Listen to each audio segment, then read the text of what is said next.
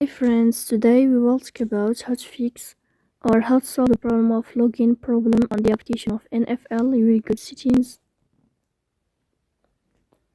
In this page, you will go to apps, default apps, app settings. On above, you will search about NFL app and you can click. Here in this page of app info, you will click on first stop and you can click OK.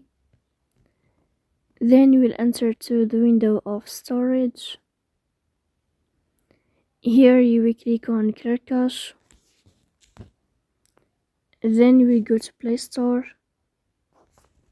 You will search about the application of here on the application of NFL.